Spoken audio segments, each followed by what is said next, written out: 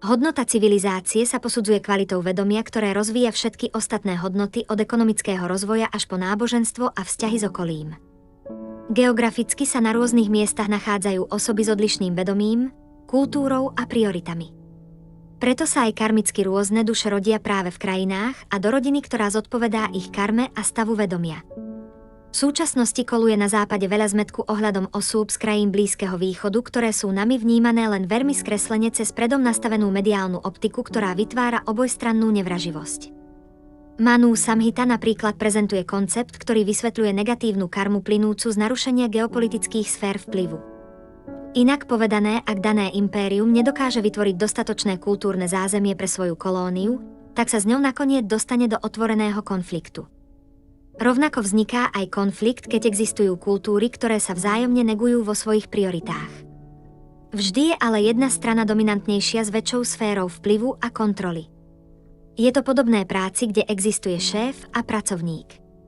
Obaja majú voči sebe určité záväzky a zodpovednosť. Zodpovednosť nefunguje len jednostranne a jej ignorácia prináša skôr či neskôr vždy svoje plody. Arabské krajiny a Perzia patria k islamu, ktorý patrí medzi primitívnejšie formy náboženstva zloženého z uctievania Šiva Tatvy v jej neosobnom ryse. Šiva nepatrí k slnečnej ani mesačnej dynastii, aj keď na arabských vlajkách častokrát môžeme vidieť veľa zobrazení mesiaca.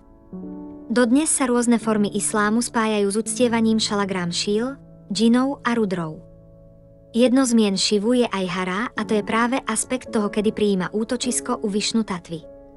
Islám patrí všeobecne k menej rozvinutej, agresívnejšej formy náboženstva, ktorá má svoj potenciál pre rast. Kvôli regionálnej nestabilite a systematickej destabilizácii rôznych krajín sú ale jeho obyvatelia stále viac uzavretejší pre vonkajšími vplyvmi a mnohí z nich volia cestu náboženského fanatizmu. Nie je to len zlyhanie diplomacie, ale aj vzdelávania a triedy obchodníkov, ktorých viac zaujímajú nerastné suroviny ako obyvatelia daných krajín. Na západe sa už polstoročie predáva rozšírený blud, ktorý pozostáva z toho, že kolonizovaním týchto krajín pre triedu obchodníkov urobíme progres.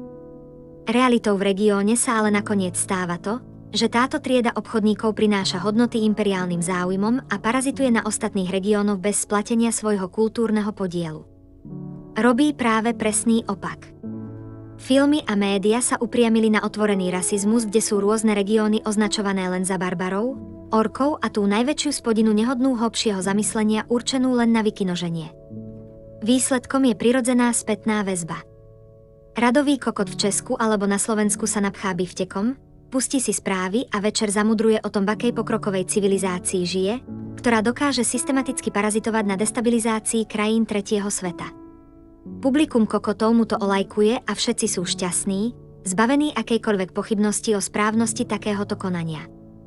Genocída ani bombardovanie už nehrá rolu. Minulosť neexistuje a jediným faktorom pravdy na oboch stranách je materiálna sila. Otvorená destabilizácia väčších krajín rapídne zvyšuje vplyv Tamasu na celý región.